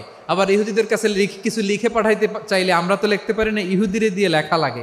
ওরা যে পয়রা শোনায় লিখে দেয়, আমি ওদের বিশ্বাস করি না। আমার নিজের একজন লোক দরকার। বিশ্বনবী এই যায়েদ বিন সাবেতকে চুজ করলেন ল্যাঙ্গুয়েজের জন্য। উনি বললেন, যায়েদ, তোমার সফট স্কিলকে ডেভেলপ করতে হবে, তুমি হিব্রু ল্যাঙ্গুয়েজ শিখে ফেলো। যায়েদ বিন সাবেত বলল, বিশ্বনবীর মোটিভেশন আর ইন্সপিরেশন পেয়ে আমি 15 দিনে ইহুদিদের এই হিব্রু ল্যাঙ্গুয়েজ শিখে ফেললাম। শুধু শিখে ফেললাম না, হাত্তা হাদিকতু, even I became master in the language. এই ভাষা আমি পারদর্শী হয়ে গেলাম। এরপরে ইহুদিরা চিঠি লিখে পাঠালে আর কোনো ইহুদি ডাকা লাগতো না, আমি নবীর এটার অর্থ শুনে পরে বুঝাই দিতাম। আবার ইহুদিদের কাছে চিঠি লেখা লাগলে আমি যায়েদ বিন সাবেত চিঠি লিখে দিতাম। সুবহানাল্লাহ। দেখেন, এত সাহাবীর মধ্য থেকে বিশ্বনবীর একাডেমিক প্রজেক্ট, ব্যক্তিগত সচিব, দোভাষী হিসেবে তিনি যায়েদ বিন সাবেতের মতো তরুণকে নির্বাচিত করেছেন। কেমন ট্যালেন্ট হান্টার ছিল আমার নবী! সুবহানাল্লাহ পড়বেন না? বিশ্বনবীর ইন্তেকালের পরে সাইয়েদনা আবু বকর রাদিয়াল্লাহু তাআলা আনহু যখন খলিফা হয়ে আসলেন, কোরআনকে সংকলনের দায়িত্ব দেয়া লাগবে, কোন সাহাবীকে দিবেন? সব সাহাবারা মিলে পরামর্শ করলেন। সাইয়েদনা আবু বকর, ওমর সবাই মিলে এই বিশাল কোরআন সংকলনের গুরু দায়িত্ব বিশ্বনবীর ব্যক্তিগত সচিব, বিশ্বনবীর দোভাষী, বিশ্বনবীর সিলেক্ট করাই লোক যায়েদ ইবনে সাবেত রাদিয়াল্লাহু তাআলা আনহুকে দিয়েছে। কোরআনের কপি তো আজকে এখানে রাখে নাই। এই যে আজকের যে কোরআন পড়েন, এটা আগে এরকম ছিল না। কোরআন নাজিল হলে সাহাবারা চামড়ার, ওটের চামড়ায় লিখে ফেলতো, ওটের চ্যাপ্টা হাড্ডির মধ্যে লিখে ফেলতো, গাছের গুড়ির মধ্যে লিখে ফেলতো, বিভিন্ন জনের কাছে ছড়ানো ছিটানো ছিল। আবু বকর রাদিয়াল্লাহু তাআলা আনহু একসাথে করলেন, পরবর্তীতে উসমান রাদিয়াল্লাহু তাআলা আনহু একসাথে করলেন। 114 সূরার এখন এই মুসহাফ, এই কম্পাইলেশন, এই কপি আমরা পেয়েছি, যার হিউজ কন্ট্রিবিউশন ছিল। এই পুরো কোরআন কম্পাইলেশনের প্রজেক্ট ম্যানেজার ছিল যায়েদ বিন সাবেত রাদিয়াল্লাহু তাআলা। কোরআন কম্পাইলেশনের প্রজেক্ট ম্যানেজার। দেখেন, উনারে মাথায় হাত দিয়ে আজান শিখায় নাই। সুবহানাল্লাহ কইবেন না? তাহলে প্রথম সাহাবী আবু মাহজুরাকে মুয়াজ্জিন বানাইলেন, যায়েদ বিন সাবেতকে ব্যক্তিগত সচিব আর দোভাষী বানালেন, মুসআব ইবনে উমাইর রাদিয়াল্লাহু তাআলা আনহুকে ইসলামের প্রথম অ্যাম্বাসেডর বানালেন। তাহলে তৃতীয় নাম্বার একজন সাহাবীর নাম বলছি, মুসআব ইবনে উমাইর। মুসআব কি নাম? নামটা কেমন লাগে? এই কয়েকজনের ভাল লাগে, বাকিদের ভাল লাগে না? ভাল লাগে? এই আর কয়েকটা মিনিট দেওয়া যাবে না আমাকে আল্লাহর রাস্তে? হ্যাঁ, ঠিক আছে। আমি তোমাদেরকে ভালোবাসা দেখাবো, দোয়া করব যদি চুপ থাকো, একেবারে চুপ, কষ্ট সহ্য করো। বাকিরে যা সওয়াব পাবে তোমরা ডবল পাবা, যেহেতু কষ্ট বেশি, কিন্তু চুপ। 3 নম্বর সাহাবীর নাম মুসআব। এই ধাক্কাধাক্কি কেন রে ভাই? না না না, এরকম হইলে আসবো না যশোর, আমি আর আসবো না। হয় পিছনে চলে যাও, নাহলে চুপ, ধাক্কাধাক্কি নাই। 3 নম্বর সাহাবীর নাম মুসআব। কি নাম? He was the first ambassador in Islam. ইসলামের প্রথম ডিপ্লোমাট, প্রথম কূটনৈতিক, ইসলামের প্রথম কূটনৈতিক, ইসলামের প্রথম ডিপ্লোমাট, প্রথম অ্যাম্বাসেডর মুসআব ইবনে উমাইর। মক্কার তরুণ যুবক, উনি পারফিউম লাগাইলে মানুষ দেখলেই বুঝতো এটা মুসআব লাগাইছে। এমন ড্যাশিং ফেসের ছিল, এমন স্মার্ট ড্যাশিং ফেস, এমন পার্সোনালিটির মানুষ ছিল মুসআব রাদিয়াল্লাহু তাআলা আনহু। কারণ যিনি ইসলামের স্পোকম্যান হবেন, মুখপাত্র হবেন, তার স্মার্ট হওয়ার দরকার আছে না নাই? আকাবার প্রথম শপথ যখন হলো, তাদের সাথে বিষ্ণু ঈসা ইসলাম মদিনাতে একজন মুখপাত্র পাঠালেন, ডিপ্লোমাটকে পাঠালেন, অ্যাম্বাসেডর অফ ইসলাম, তিনি হচ্ছেন মুসআব ইবনে উমাইর। পড়েন সুবহানাল্লাহ। বিশ্বনবী দেখলেন সে অনেক স্মার্ট, তার ডেডিকেশন আছে, সিনসিয়ারিটি আছে, এবং মদিনায় যে আউস খাজরাজ গোত্রের নেতাদের সাথে ডিল করতে হবে, ইহুদিদের সাথে ডিল করতে হবে, ওখানে একজন পাক্কা জানু খেলোয়াড়ের দরকার আছে না নাই? মুসআব ইবনে উমাইর রাদিয়াল্লাহু তাআলা আনহু, ওনাকে বিষ্ণু ইসা ইসলাম চুজ করলেন। এবং বিষ্ণু ইসা ইসলামের এই চুজিংটা, এই সিলেকশনটা এত সুন্দর ছিল, তিনি মদিনাতে যে বিশ্বনবী আসার আগেই মদিনার জমিনকে তিনি উর্বর করে ফেলছেন। প্রতিটা ঘরে ঘরে কালিমার দাওয়াত তিনি পৌঁছায় দিচ্ছেন। জুমার বিধান নাজিল হয়েছে, কিন্তু মক্কায় পরিবেশ নাই জুমা পালনের। বিষ্ণু ইসা ইসলাম একজনকে দিয়ে খবর পাঠালেন, যাও মদিনায় মুসাবকে যে বলো, মুসাব তো আমার শিক্ষক, আমার স্পোকম্যান, মদিনাতে যেন তারা জুমা কায়েম করে। বিশ্বনবীর আগেই মুসাব মদিনার মুসলিমদেরকে নিয়ে মদিনায় প্রথম জুমা কায়েম করে ফেলছে। কোন সুবহানাল্লাহ। ডিপ্লোম্যাটদের কেমন হইতে হয়, অ্যাম্বাসেডারের কেমন হইতে হয়, মুসআব রাদিয়াল্লাহু তাআলা আনহুর কাছ থেকে শিখে নাও। মুসআব নামটা কেমন লাগে? যশোর, যাদের সন্তান হবে ছেলে সন্তান, আমার রাস্তায় পাইলে সবাই জিজ্ঞেস করে, হুজুর একটা নাম দেন, আমার ছেলে হবে। যশোরবাসীর জন্য আমি একটা নাম দিয়ে দিলাম, নাম রাখতে হবে মুসআব। কি নাম? নামটা যাদের ভাল লাগে, ছেলে সন্তান অনাগত আসবে, মনে চাইলে নাম রেখে দিবেন মুসআব রাদিয়াল্লাহু তাআলা আনহুর নামে মুসআব। তাহলে মুসআব রাদিয়াল্লাহু তাআলা আনহুকে বিশ্বনবী ল্যাঙ্গুয়েজ শিখান নাই, সফট স্কিল শিখান নাই। যায়েদ রাদিয়াল্লাহু তিনি হিব্রু ল্যাঙ্গুয়েজ শিখেছেন, সুরিয়ানি শিখেছেন, কিন্তু মুসআবকে তিনি বানিয়েছেন the spokesman of Islam, the first diplomat, the ambassador of Islam. সুবহানাল্লাহ পড়বেন না? আব্দুল্লাহ ইবনে আব্বাস রাদিয়াল্লাহু তাআলা আনহু বিশ্বনবীর কাজিন, চাচাতো ভাই। আবার মাইমুনা রাদিয়াল্লাহু তাআলা আনহু, মাইমুনা নবীর স্ত্রী, তিনি ছিলেন আব্দুল্লাহর আপন খালা। তো নবীর বউ যদি ওনার খালা হয়, নবী তার কি? বুঝে নাই, নবী তার কি? খালু। তাহলে সম্পর্ক অনেক গভীর, কাজিন আবার খালু, ছোট্ট মানুষ, তাই রাতে মাঝে মাঝে ঘরে থাকতো। বিশ্বনবী দেখলেন আব্দুল্লাহ যেহেতু আমার ঘরে ঢুকতে পারে, আব্দুল্লাহরে এই উম্মতের বড় শিক্ষাবিদ বানাইতে হবে। কথা বোঝে নাই? আব্দুল্লাহকে কি বানাইতে হবে? শিক্ষাবিদ, এডুকেটর অফ দিস উম্মাহ, এই উম্মার শিক্ষাবিদ বানাইতে হবে। তাই আব্দুল্লাহ ইবনে আব্বাসকে বিশ্বনবী হাতে কলমে শিক্ষা দিয়েছেন। আহারে, আর এরপরে যে কি ভাষা আসবে তোমাদের জন্য আমার মুখ থেকে আমি নিজেও জানি না। 1 ঘন্টা যাবত ধাক্কা ধাক্কি মারামারি। তো আসতে বলছে কে তোমাকে? পেছনে চলে যাও, জায়গা না পেলে। পুরো প্রোগ্রামটাই নষ্ট করে দিল।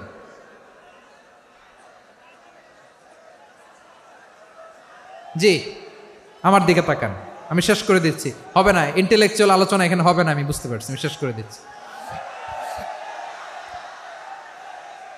আব্দুল্লাহ ইবনে আব্বাস রাদিয়াল্লাহু তাআলা আনহু, মনোযোগ দিয়ে কয়েকটা মিনিট শুনুন, আমি এখনই শেষ করে দিচ্ছি, এরপর আওয়াজ করবে। এই যে এগুলো কি আমি বুঝলাম না। আমি বললাম না সব করা যাবে, বসে যাও, শুয়ে যাও, চলে যাও, আওয়াজ করা যাবে না। অন্যকে বসো এটাও বলার দরকার নেই, জাস্ট এদিকে তাকাও। আল্লাহ। আব্দুল্লাহ ইবনে আব্বাস রাদিয়াল্লাহু তাআলা আনহু, ওনাকে বিশ্বনবী হাতে কলমে শিক্ষা দিয়েছেন, যেহেতু উম্মতের শিক্ষাবিদ হবেন, এডুকেটর হবেন। তো বিশ্বনবী রাতে যখন তাহাজ্জুদ পড়তেন, ছোট্ট আব্দুল্লাহ ঘরে থাকতো। বুঝতে পেরেছেন? ছোট্ট মানুষ তো ঘরে থাকতো। তো বিশ্বনবী তাহাজ্জুদের জন্য একবার দাঁড়িয়েছেন, ছোট্ট আব্দুল্লাহ ওযু করে দাঁড়াইছে। আচ্ছা বলেন তো, ইমাম আর মুসল্লি মোট যদি 2 জন হয়, একজন ইমাম একজন মুসল্লি, তো মুসল্লি ইমামের কোন দিকে দাঁড়াবে? ডানে দাঁড়াবে। ছোট্ট আব্দুল্লাহ বোঝে নাই, বিশ্বনবী তাহাজ্জুদ শুরু করেছেন, উনি ইক্তেদা করছেন আর দাঁড়াইছেন বায়ে। কোথায় দাঁড়িয়েছেন? আব্দুল্লাহ বলেন, যখন আমি বায়ে দাঁড়ালাম, আখাযা রাসূলুল্লাহ সাল্লাল্লাহু আলাইহি ওয়াসাল্লাম উযুনি আল ইউমনা ইয়াফতিলুহা, বিশ্বনবী নামাজরত অবস্থায় আমার কান ধরে টেনে আমার ডান দিকে এনে দাঁড় করায় দিলেন। পড়েন সুবহানাল্লাহ। দেখেন, হাতে কলমে শিক্ষা। আর জীবনে ভুল হবে? কথা কয় না, আর ভুল হবে? আর ভুল হবে না। এভাবে বিশ্বনবীর অনেক সঙ্গ পেয়েছেন, সফর করেছেন, একই বাহনে বসেছেন, এক বাহনে বসে লম্বা নাসিহত করেছেন, বলেছেন, ইয়া গোলাম ইহফাজিল্লাহ ইয়াহফাজকা, ইহফাজিল্লাহ তাজিদহু তুজাহাক, ইযা সাআলতা ফাসআলিল্লাহ ওয়া ইযা ইসতাআনতা ফাসতাইন বিল্লাহ। আল্লাহর বিধান মানো, আল্লাহর বিধান রক্ষা করো, আল্লাহ তোমায় রক্ষা করবে। আব্দুল্লাহ, চাইতে হলে আল্লাহর কাছে চাও, সাহায্য চাইতে হলে আল্লাহর কাছে সাহায্য চাও। মনে রেখো, গোটা বিশ্বের সবাই যদি তোমার সাহায্য করতে চায়, ততটুকুই করতে পারবে যতটুকু আল্লাহ তোমার নসিবে রেখেছে। গোটা বিশ্ব যদি তোমার বিরুদ্ধে ষড়যন্ত্রে দাঁড়িয়ে যায়, ক্ষতি ততটুকু করতে পারবে যতটুকু তোমার জন্য বরাদ্দ আছে, এর বাইরে কিছু করতে পারবে না। আওয়াজ করে বলেন ঠিক কিনা? এভাবে হাতে কলমে শিখিয়েছেন, বিশ্বনবীর সঙ্গ পেয়েছেন।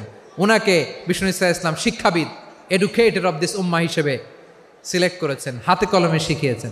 বিশ্বনবী একবার প্রকৃতির ডাকে সাড়া দিয়ে এসেছেন, এখন কি করতে হবে? নামাজের জন্য অজু করতে হবে। বিশ্বনবী এসেই দেখেন অজুর বদনায় পানি ভরা, খুশি হয়ে গেলেন, বললেন কে রেখেছে পানি?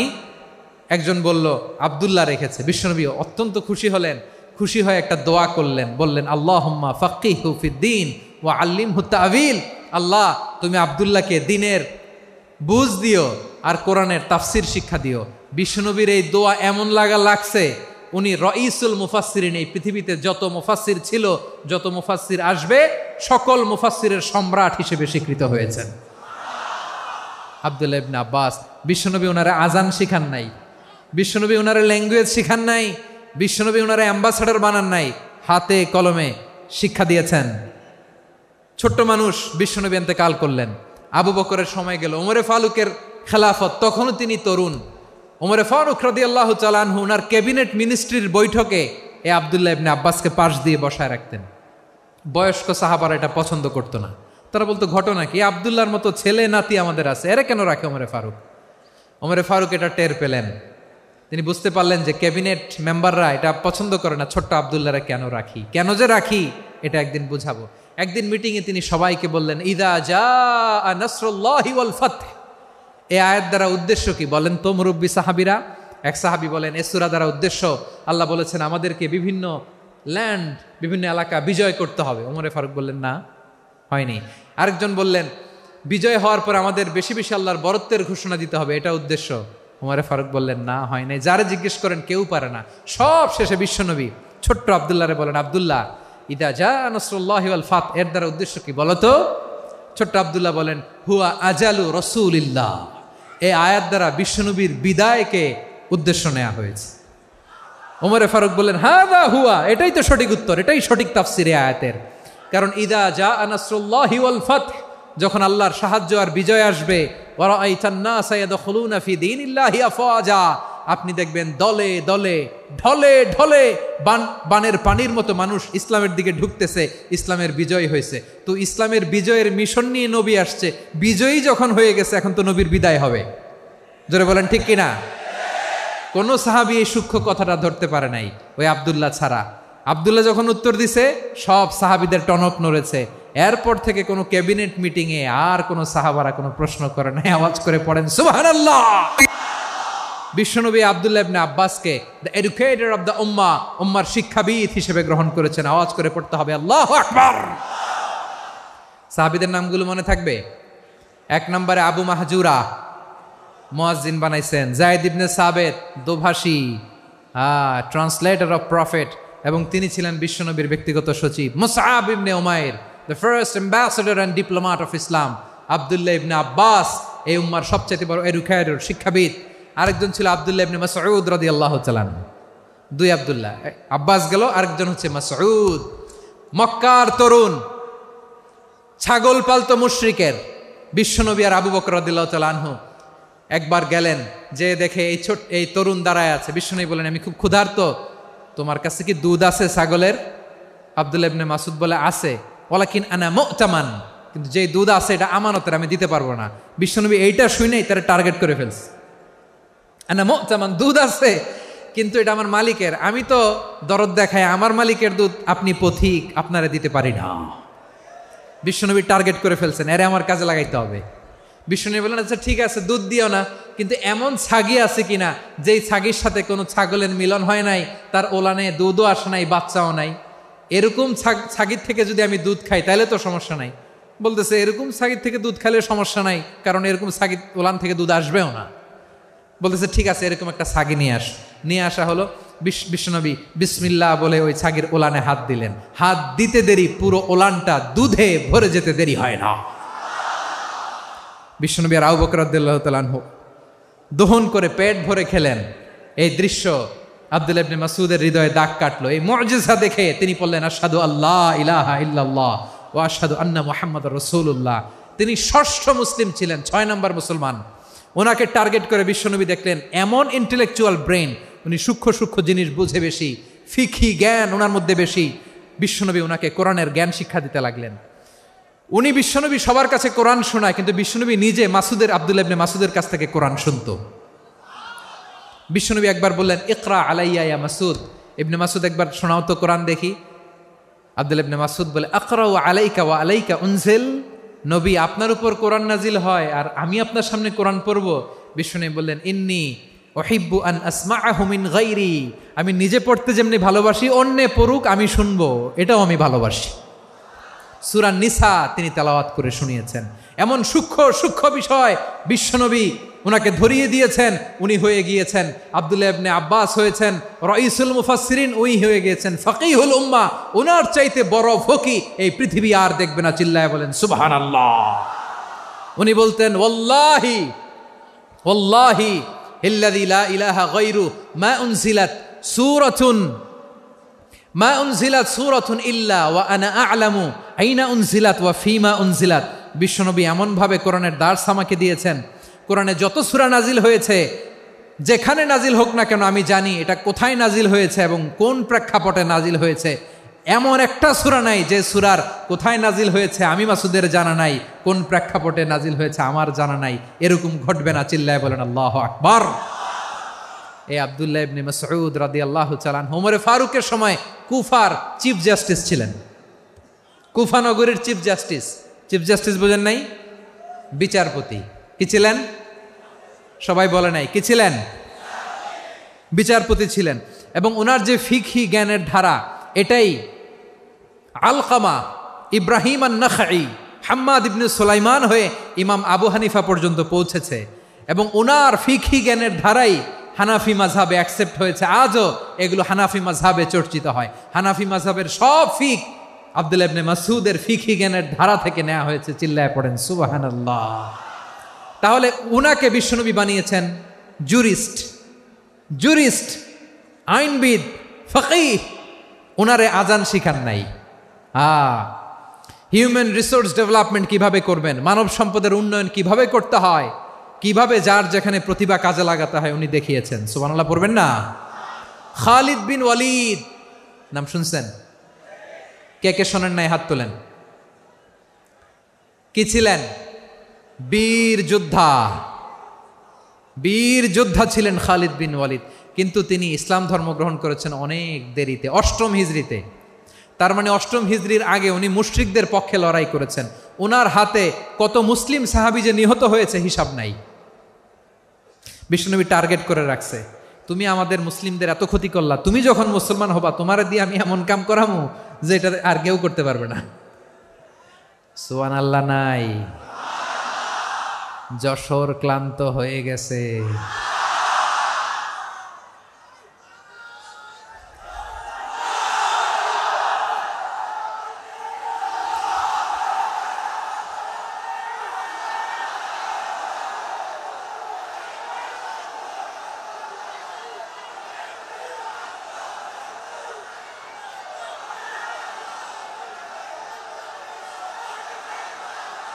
মাশাআল্লাহ, বসুন বসুন বসুন।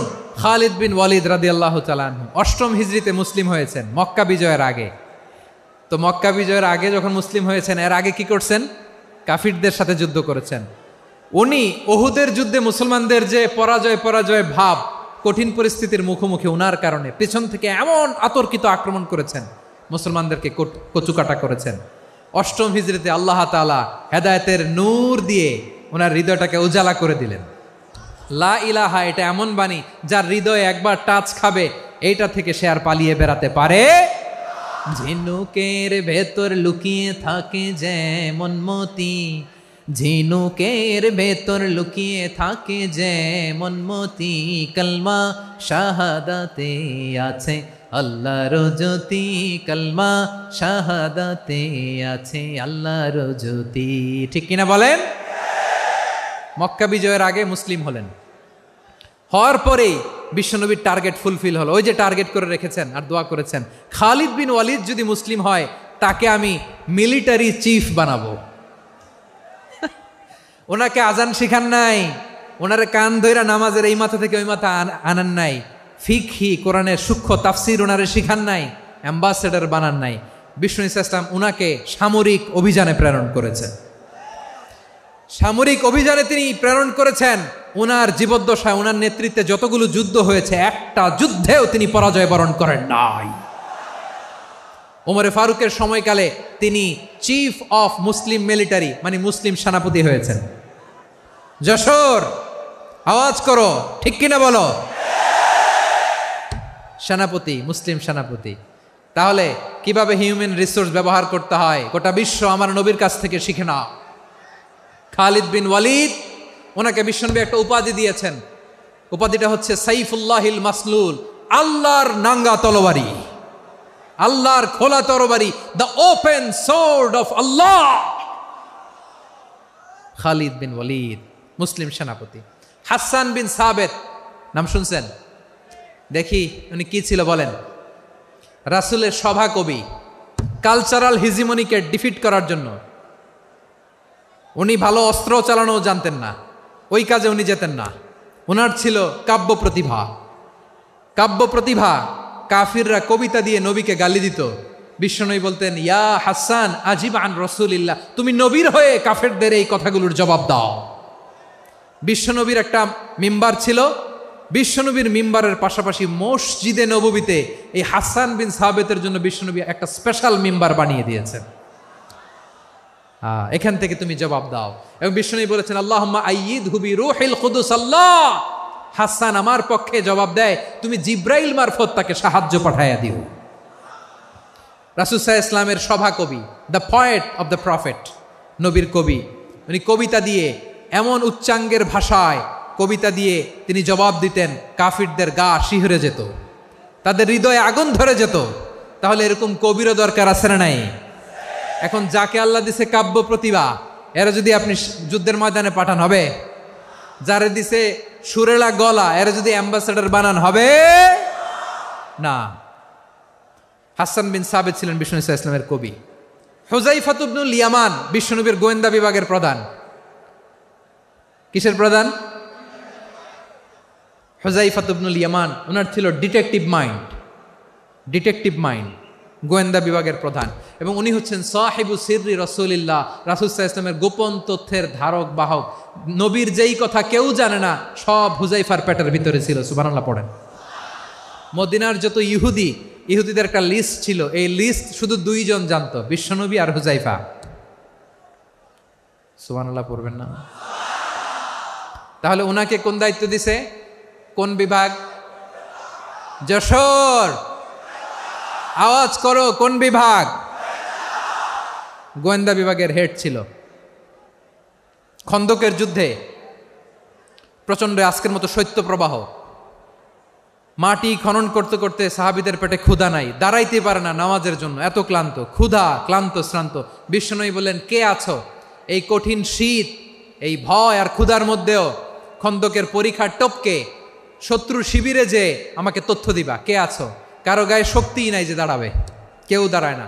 বিশ্বনবী তখন নিজে হুযায়ফাকে ডাক দিলেন, হুযায়ফা, যে আমাকে আজকে শত্রু শিবিরের তথ্য এনে দিবে, সে জান্নাতে আমার মোরাফাকা, আমার সঙ্গী হবে।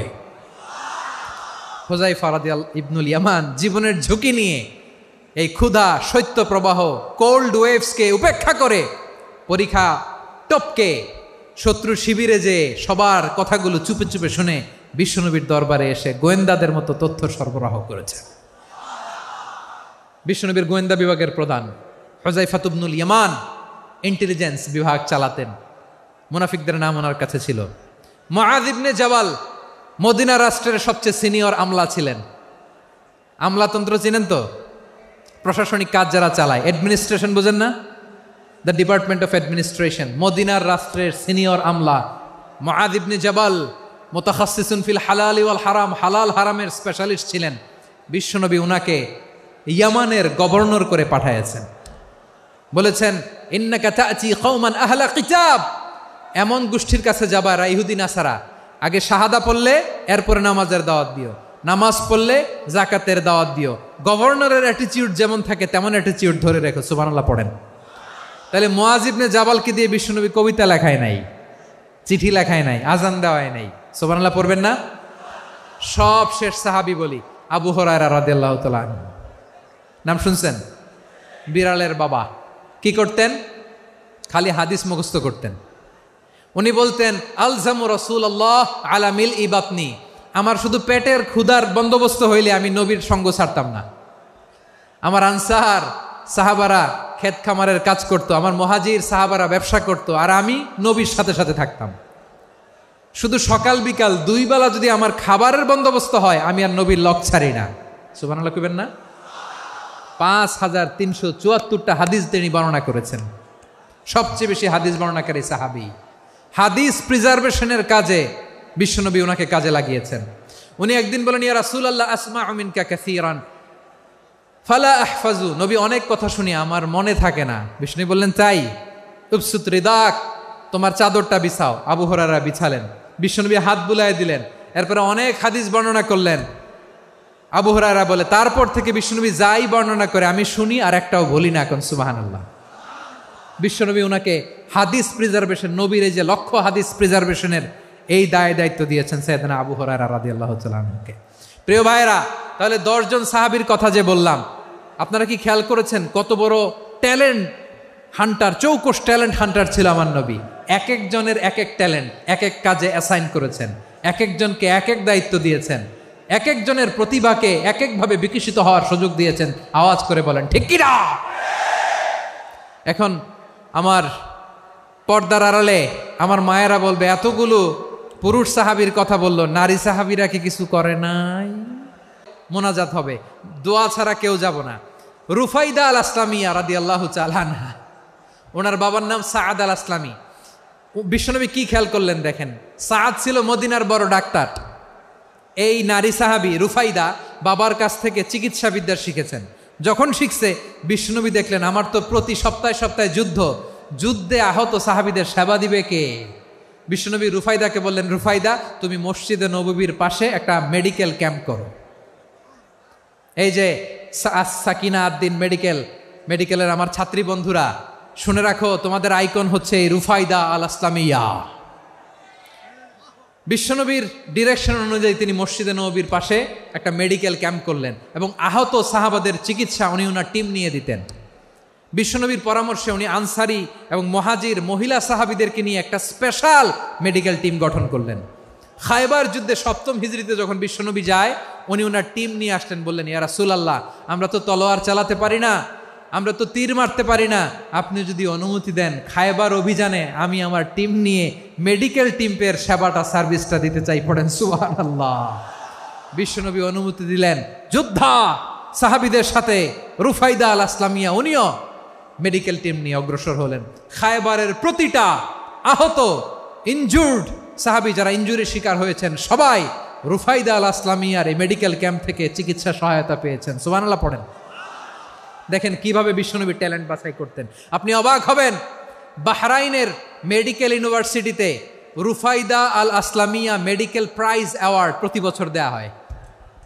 যদি 8 দিনের এই মেডিকেল আমার বোনেরা যদি জেনে থাকো জানো, না হলে নতুন করে জানো, সার্চ দিও রুফাইদা আল আসলামিয়া মেডিকেল অ্যাওয়ার্ড বাহরাইনের ইউনিভার্সিটিতে দেওয়া হয়। প্রিয় ভাইয়েরা, তাহলে আলোচনার সামারি আমরা করি। বিশ্বনবী যার যেখানে ট্যালেন্ট তাকে ওইখানে কাজে লাগাতেন। আওয়াজ করে বলেন ঠিক কিনা? এবার একটা ইন্টারভিউ হবে, আওয়াজ করে বলেন আবু মাহজুরাকে বিশ্বনবী কি বানাইছেন? হ্যাঁ, ভুলে গেছেন? সামনের চুলে হাত দিয়ে বিশ্বনবী কি সুন্দর গলায় আজান শিখালেন। মুয়াজ্জিন। যায়েদ বিন সাবিতকে একাডেমিক প্রজেক্টের দায়িত্ব দিয়েছেন, তিনি ছিলেন বিশ্বনবীর দোভাষী ব্যক্তিগত সচিব। Musab ibn Umair the first ambassador of Islam. Abdullah ibn Abbas উম্মার বড় শিক্ষাবিদ মুফাসসির। আব্দুল্লাহ ইবনে মাসউদ ছিলেন জুরিস্ট। কি ছিলেন? জুরিস্ট ছিলেন, এই উম্মার সবচেয়ে বড় জুরিস্ট। খালিদ বিন ওয়ালিদ সেনাপ্রধান। হাসান বিন সাবিত ছিলেন বিশ্বনবীর সভাকবি। কি ছিলেন? বিশ্বনবীর সভাকবি ছিলেন। এরপরে হুযায়ফা ইবনুল ইয়ামান কি ছিলেন? গোয়েন্দা বিভাগের প্রধান। মুআয ইবনে জাবাল কি ছিলেন? সিনিয়র আমলা। ইয়ামানের গভর্নর। আবু হুরায়রা রাদিয়াল্লাহু তাআলা আনহু হাদিস প্রিজার্ভেশনের কাজ করেছেন। আর আমাদের রুফাইদা আল আসলামিয়া রাদিয়াল্লাহু তাআলা আনহা কি ছিলেন? নার্স ছিলেন। নার্স হয়ে মেডিকেল সেবা দিয়েছেন। প্রিয় ভাইয়েরা, পুরো আলোচনার যদি সামারি করি তাহলে বিশ্বনবী যেভাবে হিউম্যান রিসোর্সকে ম্যানেজ করেছেন, যার যেখানে প্রতিভা কাজে লাগিয়েছেন, আমরাও যদি করি আমাদের বাংলাদেশের চিত্র আমরা পাল্টে যেতে পারবো। আমরা শুরুতে শুনেছি মানুষের আছে অসীম সম্ভাবনা, প্রতিটা মানুষ অনন্য, যত্ন নিলে, যথাযথ পরিচর্যা করলে মানুষ বিশ্ব জয় করতে পারে, ঠিক কিনা? আমাদের হাফেজে কোরআনের সামনে দাঁড়াতে পারে এমন কোনো হাফেজে কোরআন আল্লাহর জমিনে জন্ম হয় নাই। গোটা বিশ্ব কাঁপিয়ে তারা সেরা, আমাদের ক্রিকেটাররা সেরা, আমাদের তৈরি পোশাক শিল্প সেরা। এরকম অনেক অনেক সেরা জিনিস আছে, আমরা এগুলোরে নার্চারিং করতে পারি নাই, পরিচর্যা করতে পারি নাই, সঠিক তারবিয়াতের অভাব। তাহলে মানুষের অসীম সম্ভাবনাকে কাজে লাগাতে হবে, ঠিক কিনা বলেন? ইউনুস গভর্নমেন্টকে আমি বলবো, অল্প সময়ের জন্য আপনারা এসেছেন, সংস্কারও করতে হবে, আবার নির্বাচনও করতে হবে। সব সংস্কার হয়তো করতে পারবেন না, যতটুকু পারবেন এর মধ্যে আমাদের যে হিউজ ম্যান পাওয়ার, আমাদের যে মানব সম্পদ, হিউম্যান রিসোর্স, এটাকে ডেভেলপ করে আপনাদের যেতে হবে। যেটা পারবেন না সেটাকে পরবর্তী নির্বাচিত গভর্নমেন্টের কাছে রেখে যেতে হবে, যে তারা যেন করে, তাদের কাছে আপনারা এটা রেখে যাবেন। তাহলে মানুষ চাইলে বিশ্ব জয় করতে পারে। আর মানুষকে হারাতে পারে কেউ? জোরে বলো যশোর, মানুষকে হারাতে পারে কেউ? আল্লাহ আমাদেরকে জনসংখ্যা দিয়েছেন প্রিয় ভাইয়েরা। এই জনসংখ্যা অনেক বড় সম্পদ, এটা আমাদের জন্য অভিশাপ নয়, আশীর্বাদ। আমাদের জনসংখ্যাকে যদি আমরা জনশক্তিতে রূপান্তর করতে পারি, আজকে বাংলাদেশ যে অবস্থানে দাঁড়িয়ে আছে, বাংলাদেশ তার 20 গুণ উন্নতির শিখরে চলে যাবে। চিল্লায় বলো ঠিক কিনা? আমাদের শ্রমিক ভাইয়েরা বাইরে কাজ করে, আমাদের শ্রমজীবী ভাইয়েরা, প্রবাসীরা, তাদের ব্যাপারে গুরুত্ব দিতে হবে। আমাদের শ্রমের দাম সবচেয়ে কম, সবচেয়ে কম। তারা এম্বাসিতে গুরুত্ব পায় না, এয়ারপোর্টে গুরুত্ব পায় না। এই সরকার অবশ্য তাদেরকে অনেক গুরুত্ব দিচ্ছে। আমাদের অদক্ষ শ্রমিককে যখন আমরা দুবাই পাঠাই, অল্প বেতন পায়, কিন্তু ইন্ডিয়ানরা দক্ষ শ্রমিক পাঠাইলে তার 3 গুণ বেতন পায়। আমরা আমাদের শ্রমিকদেরকে অদক্ষভাবে আর পাঠাতে চাই না, দক্ষ শ্রমিক পাঠিয়ে আমরা রেমিটেন্সের বন্যা বইয়ে দেব। আমাদের শ্রমিকদের পাঠানো রেমিটেন্সের টাকায় সচল থাকে আমার দেশের অর্থনীতির চাকা। তাদেরকে সবচেয়ে গুরুত্ব দিতে হবে। আমরা পেয়েছি ফ্রিডম ফাইটার, মুক্তিযোদ্ধা, আর আমার প্রবাসী ভাইরা হচ্ছে রেমিটেন্স ফাইটার। জোরে বলো ঠিক কিনা? তাহলে আমাদের এই জনশক্তিকে জনসম্পদে ট্রান্সফর্ম করতে হবে, ঠিক কিনা বলেন? সরকার জনগণকে এভাবে পলিশ করতে হবে। মা বাবারা ছেলে মেয়েদের মধ্যে কার কোন যোগ্যতা, তাকে ওইভাবে কাজে লাগাতে হবে। সবার A+ পাওয়ার কোনো দরকার নাই। আমাদের দেশে একটা টেন্ডেন্সি আছে, পরীক্ষায় A+ না পাইলে কই তুই কি করলি, পাশের বাড়ির ছেলে A+ পাইছে, যা ওর পা ধোয়া পানি খা। কি খা? তা আমি ভাবছি যে পা ধোয়া, A+ পাওয়া ছেলেদের পা ধোয়া পানির একটা পানির ব্র্যান্ড বানাইতে হবে। এরকম লেখা থাকবে, A+ পাওয়া ছেলেদের পা ধোয়া পানি। খাওয়া নাই, এগুলার খাওয়া নাই। ওরে আল্লাহ A+ পাওয়ার জন্য বানাইছে, আর আপনার ছেলেকে এই A+ গুলারে নিয়ন্ত্রণ করার জন্য আল্লাহ বানাইছে। ওকে দিয়ে আল্লাহ কি করবে আপনি জানেনই না। একটা A+, একটা A গ্রেড একটা মানুষের জীবনকে ঠিক করে দিতে পারে না। আপনার ছেলেকে আল্লাহ অন্যদিকে যোগ্যতা দিয়েছে, ওদের মনোবল ভাঙবেন না। খবরদার, খবরদার, ছেলে মেয়েদের মনোবল ভাঙবেন না। যাকে দিয়ে যেটা হবে তাকে দিয়ে সেটা করতে হবে, তার প্রতিভাকে সেভাবে কাজে লাগাতে হবে। তাহলে বাংলাদেশ, আমাদের এই জনসংখ্যা জনসম্পদে রূপান্তরিত হবে। আমাদের সরকারের তত্ত্বাবধানে আমাদের 18 কোটি জনগণ দক্ষ জনশক্তিতে রূপান্তরিত হোক। আমরা চাই কি চাই না? আমরা ভালো মানুষ, শ্রেষ্ঠ মানুষ হতে চাই কি চাই না? ওই জাপানিজদের মতো সৎ, ওই ইউরোপিয়ানদের মতো কালচার্ড। আমাদেরকে আল্লাহ তাআলা কোরআন সুন্নাহ অনেক কিছু দিয়েছেন। যেহেতু বর্তমানে আমরা দেখছি তারা সৎ, তাদের মধ্যে ভ্যালিউ আছে, সেগুলো আমাদের মধ্যে আনার দরকার আছে না নাই? আর ইসলাম দিয়ে আমাদের জীবনকে সাজাতে হবে, ইসলাম দিয়ে আমার পরিবারকে সাজাতে হবে। ইসলাম থেকে, কোরআন থেকে প্রেসক্রিপশন না নিলে জীবন সুন্দর হবে না। কোরআন থেকে প্রেসক্রিপশন না নিলে সমাজ সুন্দর হবে না। কোরআনের প্রেসক্রিপশন না মানলে রাষ্ট্র সুন্দর হবে না। কোরআনের প্রেসক্রিপশন অ্যাপ্লাই না করলে শুধু দুর্নীতি দমন কমিশন দিয়ে দুর্নীতি বন্ধ করা যাবে না। এজন্য কোরআনের আইন আমরা চাই কি চাই না? প্রিয় ভাইয়েরা, হিউম্যান রিসোর্স ডেভেলপমেন্ট, মানব সম্পদের উন্নয়ন, আমাদের সরকার যেন এদিকে নজর দেয়। আমরা যেন এই ব্যাপারে যত্নবান হয়ে উঠি। যাকে আল্লাহ যে যোগ্যতা দিয়েছে, এই যোগ্যতা দিয়ে আমরা যেন ইসলামের জন্য, দেশের জন্য কাজ করি। আমরা যেন আমাদের স্কিল ডেভেলপ করি, আমাদের পটেনশিয়ালকে ডেভেলপ করি। মোরালিটি, ভ্যালিউজ নিয়ে শায়েখ আহমদুল্লাহ আলোচনা করেছেন, এগুলো দিয়ে যেন আমরা আমাদেরকে সাজাই। আল্লাহ তাআলা আমাদের দেশকে তুমি নিরাপদ করো, আমরা পড়ি আমিন।